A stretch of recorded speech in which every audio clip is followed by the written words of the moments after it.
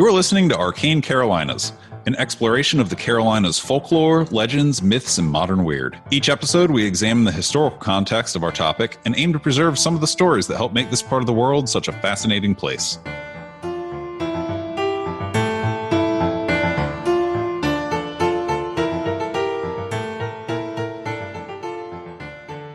Hi, this is Michael with Arcane Carolinas. Just wanted to welcome you to the December episode of Arcane Carolinas Case Files. As we noted at the beginning of the one for November, and as we'll note in future Arcane Carolinas Case Files episodes, we don't own the stories that these folks tell and we don't make any claim to them. This is an opportunity for you to hear from folks around the Carolinas who have the same sorts of interests that you do and we do, because we started making this show out of love for these stories, and we love to hear these stories from other people. So if these folks are of interest to you and you want to check out their work or check out their investigations, there will be contact information in the show notes and they'll talk about it in their portions of the episode. We hope you enjoy. Thanks for listening. I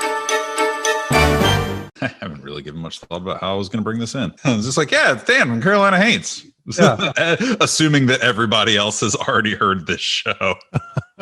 So there we have it. Now we're rolling live. This is an Arcane Carolinas Case Files profile of Dan from Carolina Haints. We're really happy to have him on with us. We're going to talk a little bit about the various projects that he's got going on. Thanks for having me, guys. We share similar interests in Carolina folklore and legends. So very much so. Yeah. Well, I'm sure, like you guys, I've had a lifelong love of folklore and ghost stories and pretty much all things creepy. But being a North Carolina native, I've always been fascinated by the local lore. Several years back, I started this podcast called the Carolina Haints podcast. It's a storytelling format. It's kind of different from Arcane Carolinas, where you guys tell the story and you talk about it, and it's very entertaining. Ours is more of a storytelling. So it's we research all the different stories in print and publications out there and kind of condense it down into one concise narrative. And hopefully we present it in an entertaining way. Your production values are really, really cool as far as thanks so much. Storytelling podcasts. You guys are, as far as I'm concerned, top tier with the production values, and it really adds to the story. Well, cool. I appreciate that. It takes a lot of time. No doubt. Well, it's fun though. It's a cool. For me, it's a hobby. It's a fun hobby, and it's something we enjoy doing. If I'm not mistaken, you have a production company that I don't want to call it a media empire, but you guys do like lots of different stuff, right? You have to make money to be a media empire. We're not there yet. So. We've been around for a little while, but we function mostly as a nonprofit company. So Wreak Havoc Productions. Yeah, Wreak Havoc Productions. We started back in 2014, just making movies, and we've just kind of slowly expanded over the years to include podcasts and a annual film festival. And what I really would like to talk about today, if you're comfortable with it, is an upcoming project. You're expanding into books. Yeah. We're super excited about that. So we've the Carolina Haints podcast is written by our good friend and frequent collaborator Jeffrey Cochran, and he does an exhaustive research on every story we do. A couple of years ago, I approached him about the idea of taking some of these stories, basically scripts for the show, and adapting them into chapters for a book. And so the book gives you a lot of what the show does, but on top of that, it includes sort of my personal experience about going to these places. And that's one thing I like about y'all's show is you tell the story, but you're also give sort of a personal note about some of these places as well. I've been to pretty much every place we presented in the book, so that's a really cool thing to have done. So it's what it's like to see some of these haunted places up close and personal, some spooky experiences, having been there too. So we're super excited about this book coming out next year. Would you be willing to share one of those spooky experiences? Oh Lord, let's see. Honestly, a lot of them aren't very spooky.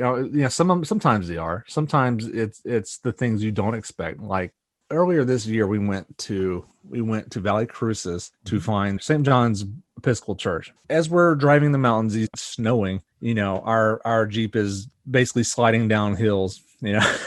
So we're already on edge when we get there. So we get there in the middle of the night. It's pitch black. As you know, there's no lights in the mountains hardly anywhere. Walking around this ancient graveyard in pitch black darkness, your mind starts to play tricks on you a little bit. You start seeing things here and there. You start hearing things, and your rational mind says, "Oh, that's a deer." Your spooky mind says, "Oh, that's the ghost of Reverend Skiles who's creeping up behind you." So there's a really cool monster associated with that church called the Demon Dog of Valley Crucis. It is a fun tale about this big giant hound with glowing red eyes who jumps out from behind a grave and chases people down the mountain. It's a lot of fun. We didn't expect to see the demon dog, but you can rest assured I looked pretty hard through the graves. Did you bring the right kind of treat? Milk bone? Like, hey. Yeah, I don't know. Yeah. I got from Ghostbusters. Maybe I got a milk bone. Right. Well, it's a demon dog, so it's a spoiled milk bone. You need to. Right. I have to assume that legend is connected culturally to the English black dog and Scottish black dog stories. It's very possible. I have no idea, but apparently several people throughout the years have claimed to have encountered this hound. I like the ones. Well, I'm sure we'll cover it at some point, so I won't get into it. There's some really fun stories of that people have reported of that. But yeah, speaking of your mind playing tricks on you, I can recall a time I was in a building that I shouldn't have been in. This was a long time ago. We were creeping around, we were exploring, and we heard something on the floor above us. It started freaking out, and it sounded like something had scuttled across the floor. Something, it wasn't person size. We heard something, we're like, oh. So we froze. We're like, what was that? Oh my God. Ah. So we got ourselves all freaked out. And then I volunteered to poke my head up, around the corner, like go up the stairs and poke my head around the corner and see. And it was actually terrifying. It was nothing supernatural. It was a turkey vulture was inside this old abandoned house. And I was just like, ah! Yeah. That is somehow worse than anything my imagination. Yeah, absolutely.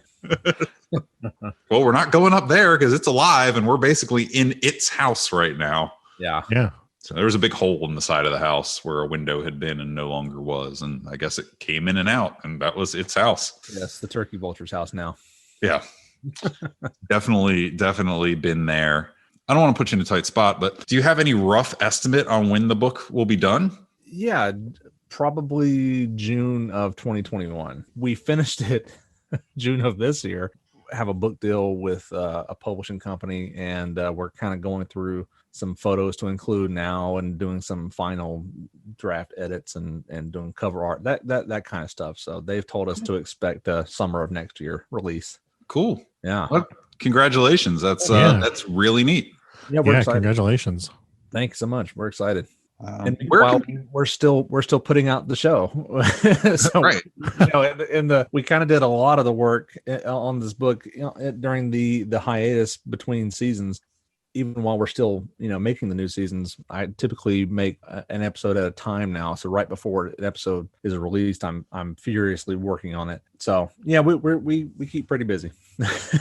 What is the preferred social media platform, or where can people find you on the internet? Oh, wow. We're all over the internet. As a company, to check out some of our films and stuff like that, you can always go to wreakhavocproductions.com.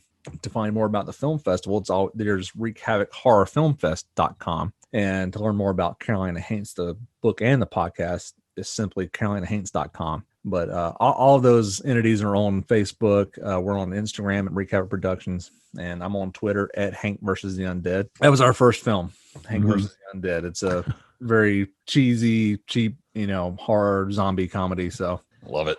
Yeah, nothing wrong with that. It was so much fun. Well, great. Well, thank you so much. Any words of horror for for our listeners?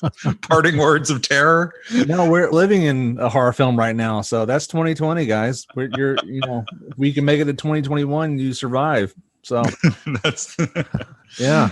Then we all get to be in the sequel. Yeah, yeah. It'll just get worse from here. So, as I like to say, keep wreaking havoc. We're recording now. Okay. It sounded too. Wait. You can't talk about getting shot at until we're recording it. Okay.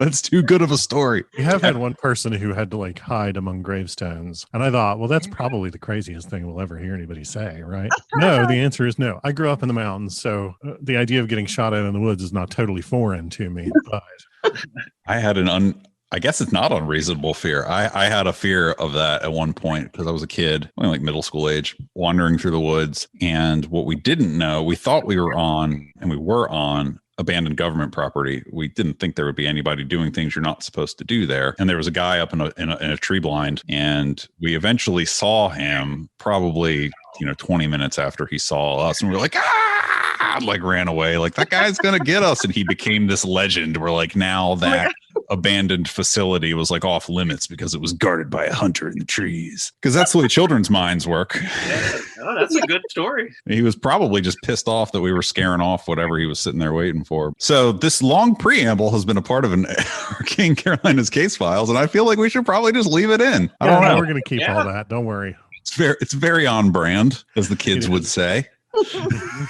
So we have some guests today because it is a Case Files episode. So I will hand it over to the guests to introduce themselves, their group, sort of what they're about. We'll ask some questions. We'll share some stories. We'll hang out. We're the Grim Wanderers. Basically, we're just like a collective of artisans and crafters living out in the country, raising our chickens and goats and pigs. And basically, we just like to explore old, abandoned, or historical or haunted places, preferably some combination of all of those. But, just exploring, learning some local history, and sometimes doing a little folk magic while we're out in the field. I'm Yiggy, and I'll turn it over to Audrey. I'm Audrey, and we've been friends for several years. We kind of just go and, last time we took a voice recorder to explore some, old abandoned house, see what kind of energy we can experience there. But it's kind of just seeing what's out there. And I love learning about the history of places. And so that's just kind of what we do in our spare time. Awesome. I feel like Michael and I have both done a lot of that ourselves. So I identify with that, and I appreciate that approach. You had me exploring abandoned and possibly haunted places, but you really got me with practicing a little folk magic while you're there. Oh, yes. It is definitely something, like you said, I think anyone that grows up around these parts, and especially out in the country where there are abandoned mills and whatever, sometime during your teenage years, you learn to explore these places. Definitely incorporate, as I've gotten older and, done more research and learning in part about the history and also getting more into the metaphysical stuff, adding the little bits of folk magic and even that, learning that connection to the history of folk magic in the area is really something we've enjoyed learning more about in the recent years. Yeah, we usually do some sort of divination or like reading beforehand, sometimes while we're there. And sometimes they feel like, so everyone always says this, but readings are usually like really accurate. So it's really cool. Geographically, where are you? Like, are you distributed across the Carolinas? Are you sort of focused in one part of the Carolinas? We're pretty much in the upstate of the Carolinas, over in the western part. And yeah, it isn't just us. We have a little group. We were just the only ones not busy right now, but we do sort of all live in the same area. But we do like to travel to anywhere in Georgia, Tennessee, North Carolina, Low Country, South Carolina. We've done some stuff, so we like to travel. We live in Abbeville, like around Abbeville. Just upstate South Carolina is kind of where we're mainly, because we live here, so we travel just, a little hour down the road here and there, but we will literally go anywhere. Like I've stopped, on my way to the coast of North Carolina just to see the Devil's Tramping Grounds, Yeah, no, I get it. I'm with it. We have an episode coming up where it's basically going to be, I took a long weekend and went to a town and stopped at every little thing along the way. Oh, yeah, you have to. I mean, there's no better way. I get that approach. Do you want people to send you leads and tips and stuff like that? That would be awesome. Yeah, I think, it's something a lot we've just sort of done for ourselves, but definitely are interested. I mean, we've helped some friends out, and I sell antiques and sort of witchcraft supplies at some stuff. And so I've had actually people, there was a guy that asked me, he's like, I think I got a poltergeist in my bathroom. Like, can you help me out? It's a lot different, giving someone advice over a table, than, going and exploring, but definitely we would be up for exploring places, going to places, doing little home blessings for people. That's definitely stuff that we've done for friends. So we're up for doing it for whoever. How should people get in touch with you? How can they find you? by the time this airs, we're working on the website now, but you can go to thegrimwanderers.com. And that'll just have little profiles of all the members of our group and just stuff, how to contact us individually. And of course, there'll be a contact thing on the website just to give information, not just on like our explorations, but like I said, we're crafters and artisans. I sell some antiques. We got a guy that makes chainmail. Audrey does some cool leather armor stuff. Nice. You can do whatever you need. So y'all are basically a touring Ren fair? That is actually one day that's where we'll be. We're working our way towards basically being a traveling merchants guild, and hopefully we will have a space at the Carolina Ren Fair when they open back up from all the coronavirus stuff. So we're really aiming for that hopefully next year. This is awesome. This is oh my God. This is a completely different flavor than any of these interviews we've done before. I love this. This is magnificent. It was just, I didn't expect that twist. We try to keep things interesting. No, it's great. So this is generally sort of the part of the segment where we just ask, would you be comfortable sharing a story or two? Yes. Yeah, and Audrey has a lot, so I'll let her take the lead on this. Okay, so I have been experiencing things of the supernatural variety, or whatever word you use for it, since I was a child. So I have quite a long list, honestly, of stories. But the one that I chose to share for this interview was, I was listening to the Vampire Beast of Bladenboro. That one really, really reminded me of something that happened to me about 6 years ago. So I was living in Abbeville and I was still with my parents, but I had a roommate kind of in an apartment aside from their house. I had goats. I've always had goats. And I actually had one of my goats was killed in a really horrible fashion. So I'm sorry if this story is a little gruesome. So I'm going to start with 2 weeks before she got killed. You know, her babies had just been born. I was out in the barn with my roommate and we hear this howl. I mean, I have lived in the country my entire life. I camp all the time as much as possible. And I've never heard a howl like this from outside. It was like 4 tones and deep and just really, really freaked me out. And I mean, I freaked out so much, I was like calling my dad, like, get out here with the gun. And he doesn't believe me. So, you know. So my roommate and I, we get a little freaked out. I decided to bring the baby goats inside because I've never heard a howl like this. And, you know, I don't trust that my dogs are enough to protect my goats from whatever that was. I bring the baby goats inside. They stay the night in my bathroom. And we're kind of up in our bedroom area and we had the window open and we heard the howl again and we were freaking out. And there's not really anything you could do about it, just freaked out a little bit. And then later that night, my roommate wakes me up at 4 a.m. She's like, I hear something walking around outside. We freak out. I've got the flashlight. Nothing comes of it. A few days later. And so something about my roommate that y'all should know is that she is so super down to earth. Like nothing supernatural happens. You know, I'm like, I feel a presence. And she's like, no, you don't. No, none of that. So it was really shocking for me. She comes home, she busts inside and she's like, I'm moving out. I don't like this. I just saw a werewolf. And I was like, you what? And so she's telling me that as she was pulling down the driveway, she saw this like man-sized furry 2-legged beast loping through the woods away from her. And I was like, you saw what? Like, you know, and she's telling this in front of my mom and dad and everybody. We're just like, okay, sure. And I was like, maybe that's what howled at us. I don't know. Of course, my parents think I freaked her out. Then I come home one morning after dropping somebody off at work. And this is when I found my goat. And I admittedly freaked out and sort of, I feel like I had to view it later as a crime scene. But at first, it appeared that one of my friend's dogs had killed my goat because I was keeping that dog inside of the goat pasture, but there was these like fence panels. I don't know if you've ever seen like the cattle panels that are like 12 foot long and they flop around a little bit, but they're big wire panels. I had made sort of an enclosure in the corner of the fence. I even drew a picture of it that I can show you guys, but that doesn't help the listeners. We still want to see it. Yeah. So I had this sort of enclosure and so this is the black lines are the corner of the fence, and then the blue line is where the panels were, and the dog was in here. Mhm. And He I basically have took a quarter of the pasture and turned it into the dog. It was a little less than a quarter. The pasture was much bigger, but this was just in the corner. Oh yeah, Sure. You said corner, not quarter. And this red X right here, that's going to come into play in a second. So when I found her, she had her head stuck in the fourth rung up, like the squares, and she had horns. She'd stuck her head through. She didn't like that dog. She never went close to that part of the pasture. I have like one time that I stood there and I let them sniff each other through the fence, and he was friendly and I never was worried about him. But I don't understand, because I had seen her the night before just fine, and she would always stay the night in the barn with her babies. She wouldn't go over there. He was across the pasture from her. And so I have here this red X. This is where she was. This panel where she was lashed to the fence with twine.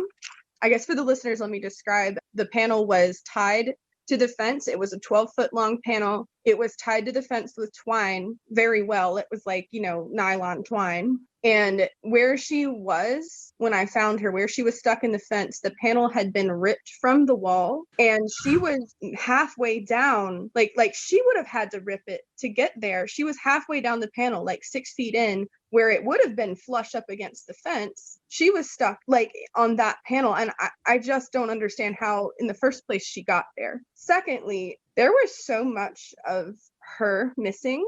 Mm-hmm. Sorry. No, it's fine. Not that I'm like grossed out. It's that I feel really sorry for her and for you. Oh, I was so distraught. I freaked out. And of course I immediately dislodged her head from the fence.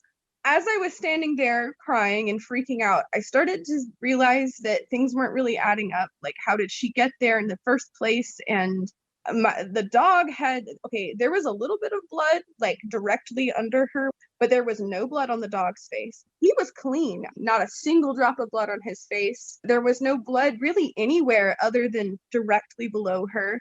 And honestly, there weren't even really struggle marks in the ground. That was another thing that kind of confused me.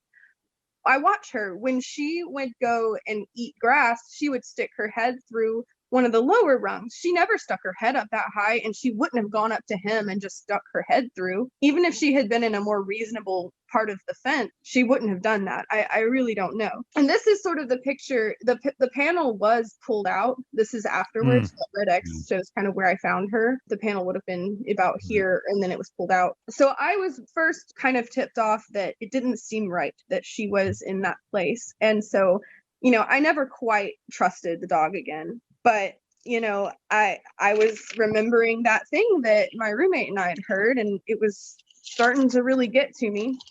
Yeah. So I found her the morning of March 17th, 2014. And I remember that date, and I'll explain later why I remember that date. A month from the day after I found her, April 17th, a goat skull just was put in the front yard, like as if someone left it there. And my mom called me while I was at work, and she was like freaking out, like Audrey, I think someone did this to your goat. Like, I think someone, like a person did that. Like, just the uncertainty of all of it. It just felt like something framed the dog and kind of left this hint. And I don't know, maybe the dog had done it, but things just weren't adding up. I feel like I'm a little nervous, so I may have left out some details, but okay. Thank you for sharing. That is a one, that's a traumatic story. Two, that's a creepy story. Three, I don't think it was the dog. Yeah, I don't think it was the dog at all. My vet didn't think it was the dog. Did the roommate move out? Well, yes, later she did, but she didn't immediately move out. As soon as she saw how upset I was, she was like, not done with me really, but the bipedal fur covered entity in the woods is really freaky, and I don't know if I'd move out or not. I don't know. I'm just glad I don't live in that house anymore, because that was not the only experience I had there. Like, the constant feeling of being watched the whole, almost 10 years that I was there. Wow. It's something that gets reported a lot in cryptid in the country kind of stories, regardless of what the cryptid itself is. The people will report that they felt constantly like they were being watched, because whatever was out there was keeping an eye on them. And I would find that very distressing. Yeah, it was. Yeah. Wow. Well, thank you. So far, I'm like, this is great. There's like twists and turns from like, Yeah. oh, they make all this stuff. Cool. Oh, it was a cryptid story. If you would have been like, I bet you $5 there's a cryptid story, I'd have been like, I'll take that bet. It's not going to be a cryptid story. We can shift a little paranormal if you want. One of my favorite stories. Audrey and I actually knew each other from a long time ago. Mm-hmm. And then I sort of moved off and went to college and was doing my own thing. And I moved back to live with some family after my grandma got sick and stuff. And we reconnected. And then how long do you think it was after that the hallway incident? Probably like 5 or 6 months after we reconnected. Yeah, so not too long. So I was at home and I was making some chainmail. As one does. And I was alone, and that's actually pretty rare because I live with lots of people. I love people. I have a lot of roommates always. But I was home alone, and I was starting to get this really unsettled feeling like something was in my house with me. And this is in my new house, so it wasn't the same house where the werewolf incident happened. I was really, really getting freaked out, and like something was just coming from, I guess I'm going to point at that direction because that's where my hallway is, but it's coming from the hallway that goes back to my bedroom. And I called Yiggy, and I was like, I'm really scared right now. I don't know what to do.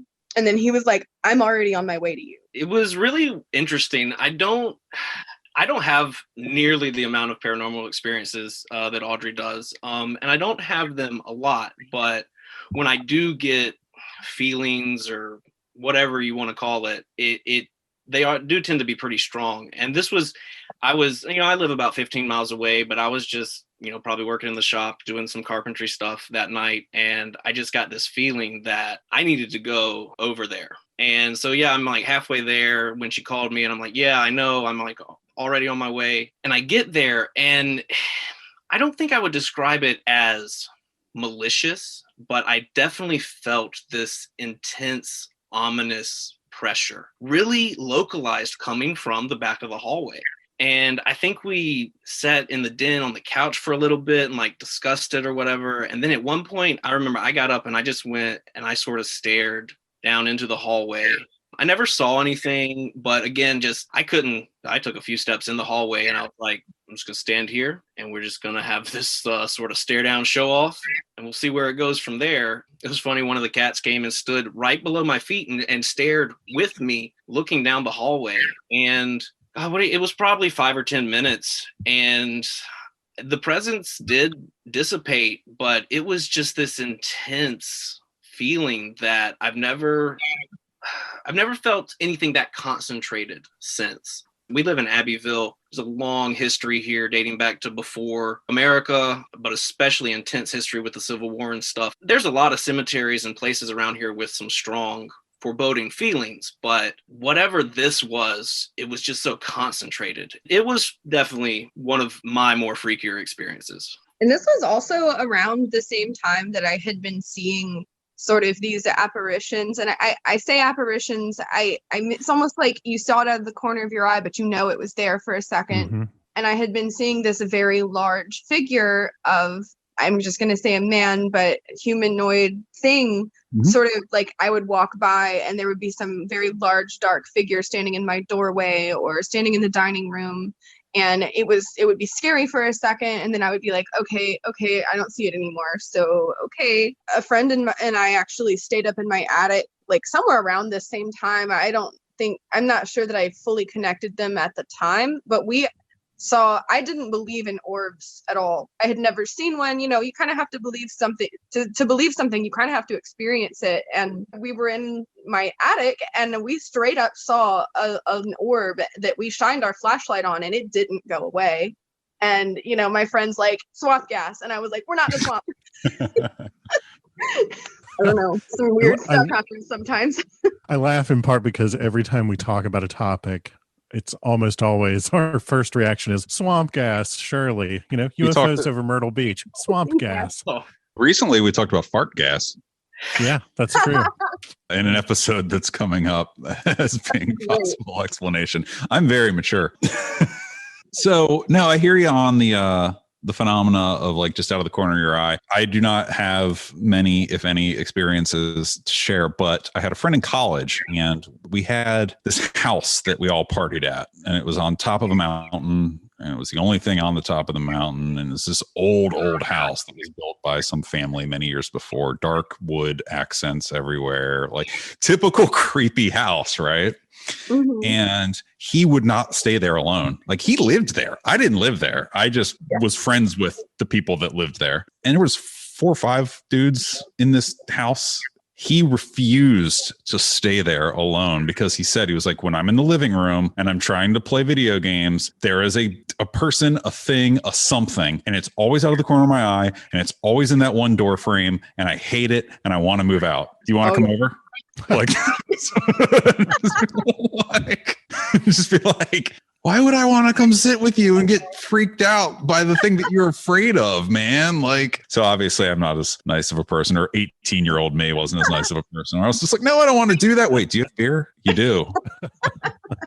All right. I'll bring an extra controller and I'll be over in a little bit. So I have heard of that from someone that I know is a completely rational, wouldn't make it up for attention kind of thing. Yeah. If you don't mind my asking, and if you're not comfortable answering this, we can edit it out. Do you know like around the year that your house was built? The house that I'm in now? Yeah, the one with the hallway incident. Okay, so my house is kind of hilarious. It is a mobile home from, I think, the 70s, and it has been built on too.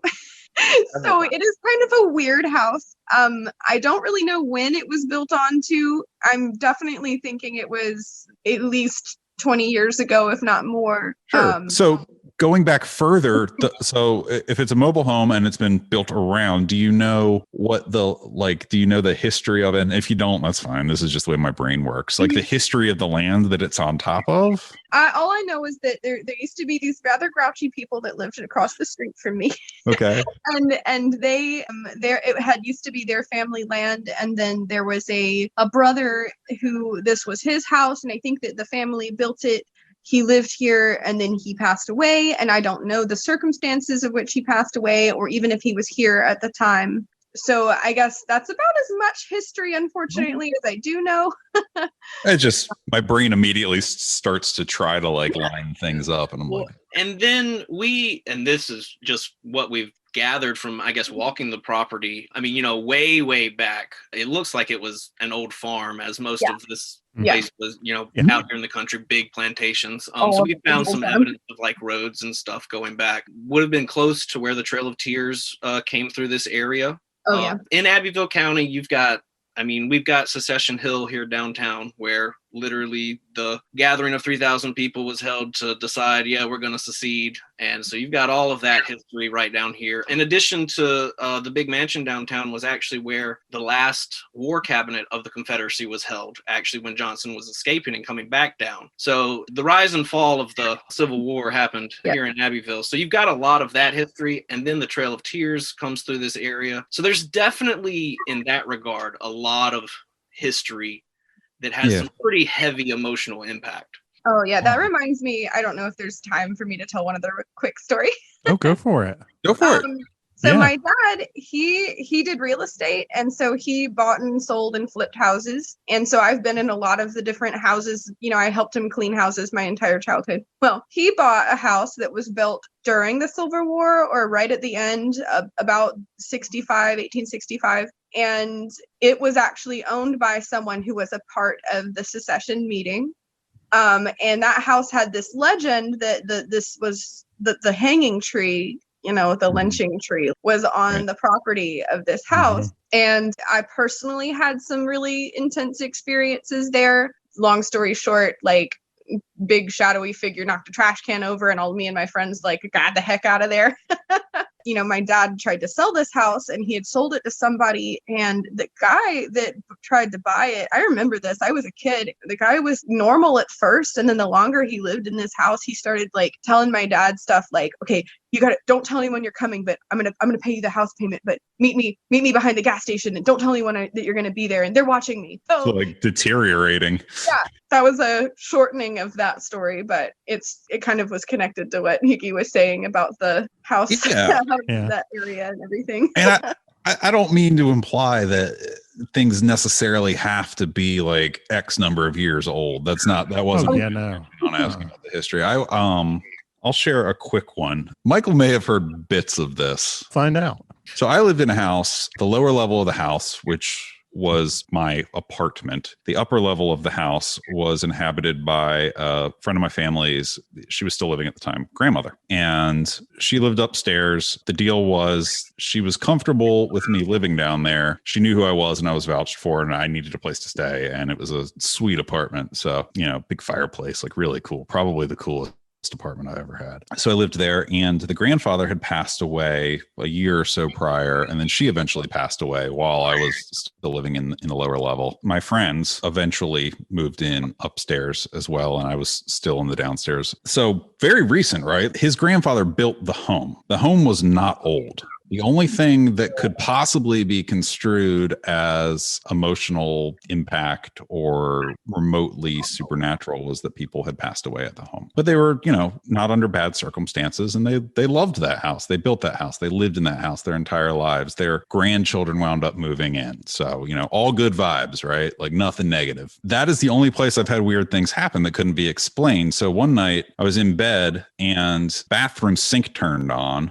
which was weird. And I was just like, oh, it's an old house. Water pressure's weird. So I turned it off, went back to bed. Later, a couple months, weeks, I don't know what the amount of time was later, I had this talking Obi-Wan Kenobi action figure where if you push the button on his back, he talked. It just started in the middle of the night. It said, "That's no moon. It's a space station." And I'm like sit right up. And I'm like, what? It was in the other room, and then it does it again, and I'm like, oh, the battery's going up. And then it starts doing it faster and faster and faster and faster, as if someone was just mashing the button going, "That's no moon. That's no moon. That's no. I was just like, oh God. So I went and I got it, and in my head, I'm like, again, I knew the grandfather and I knew the grandmother, and I guess the grandfather kind of looked like Alec Guinness. And I was just like, you need to knock it off. This is not you. And I just took the thing down off the shelf, walked into the other room and closed the door in another closet and was just like, well, now I don't have to hear it.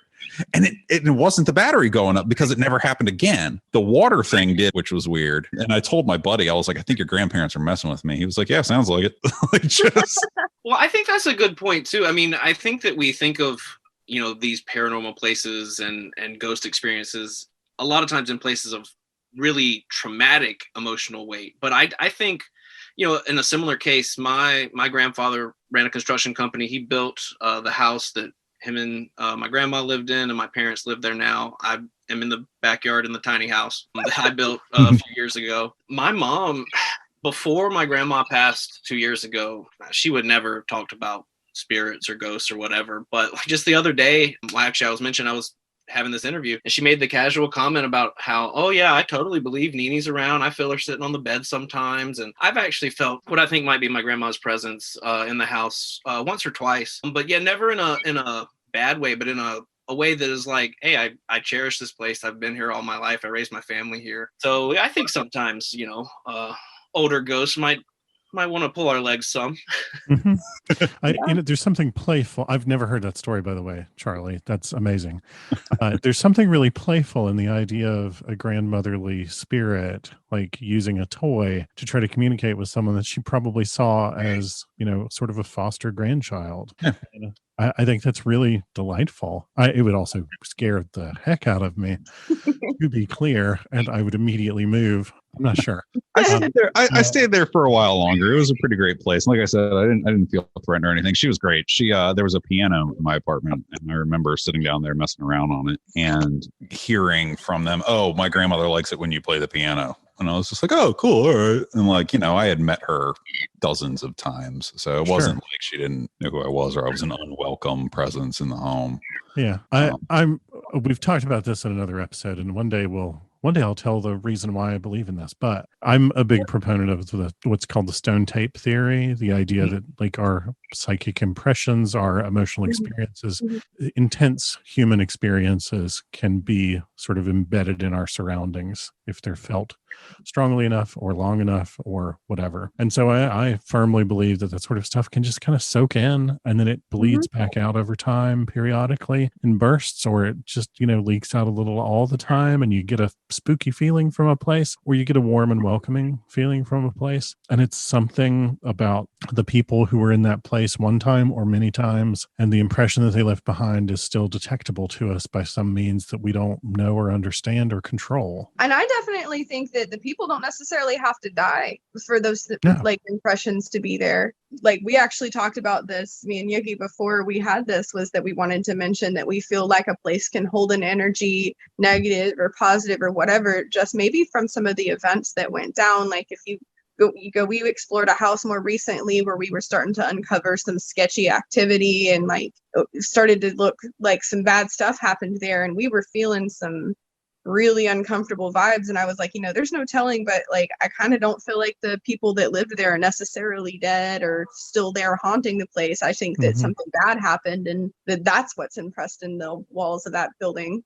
I want to find a haunted comedy club where you just go and feel like giggling. Like, I want that energy. That's what I want. I want to go find and just feel like, this is awesome. Just giggle.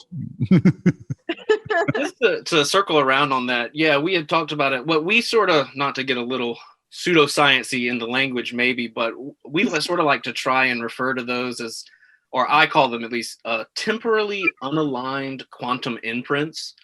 We've all got magnetic auras and stuff around, and we don't know how the human body works. And I think that something in our consciousness that allows us to sort of, be aware somewhere on some quantum mechanics, something there's lots that we don't know about quantum physics, but there's a lot of interesting stuff. Of course, studies started in the 70s, but actually recently some studies have been revisited, and so they're showing some more quantum linkage between consciousness and stuff. And so I think that it may be another 100 years before we start to grasp maybe a little bit about how that works, but I definitely do think that there is something in our quantum resonance that we carry that can deposit feelings in the area that other people can come across and sort of unlock. I think that some people have a lot of paranormal experiences, and I think that maybe there's something about their quantum makeup that makes those emotions that are in the place that make the stones spit out their tape, so to speak. And some people just don't vibrate on that frequency, and they may not experience as many paranormal things until something that is not just like a recording comes along, but like these other entities maybe. And that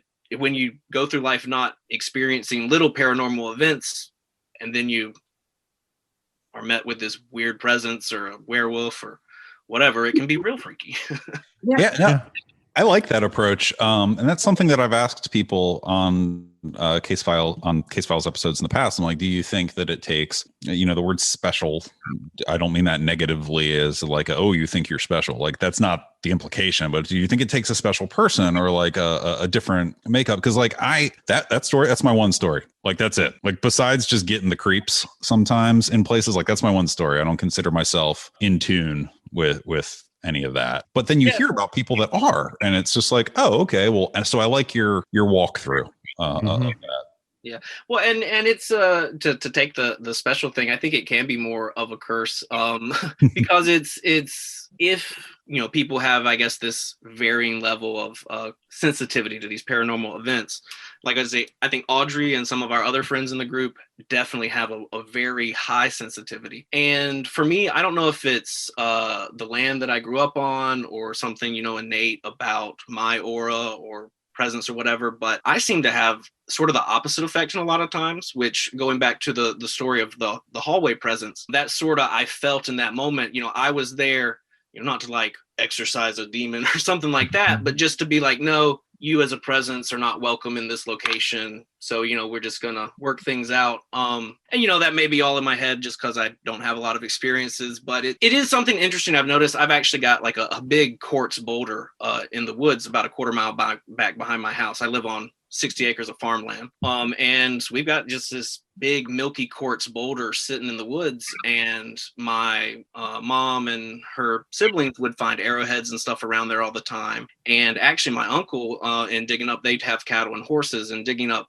some stuff on the ranch, he found some buried stones, some obsidian and pyrite, which are not native to this area. And so there's just some evidence that like there's been some activity around some locations on our property. And, I don't know, it's a big thing down here to say, my grandfather always claimed that he had a little Native American heritage, but I do think that there's something about this boulder and the land here. As we mentioned, Abbeville has this really tumultuous is maybe too strong of a word, but there's this unsettling feeling throughout most of the town because of the history. And really on my land, it's very calm and markedly different. And so, I don't know if, like I said, I've been around it. And so I sort of have this anti-ghost aura or something. But all that to say, I definitely think people can bring out different paranormal experiences in the same location based on their own aura and experiences that they carry. I think that anybody who scoffs at that notion, I think they are failing to recognize the fact that every culture that we know of has had sacred spaces and every culture has had taboo spaces. Yeah. And I think that that's a reflection of something that quantum physics itself will, at least partially back up. The notion that human activity and human attention change a place. Yeah. They change an activity. And I think that it is not at all far-fetched to think that that's something that's an influence that we can have on the world. And it's something that we can interact with and pick up on whether we attempt it or not. So we've got thegrimwanderers.com is how people can get in touch with you. Yes. Mm-hmm. I really appreciate you taking the time. Yeah. Absolutely. This has been absolutely fascinating. Thank you very much. Well, thank you all for having us.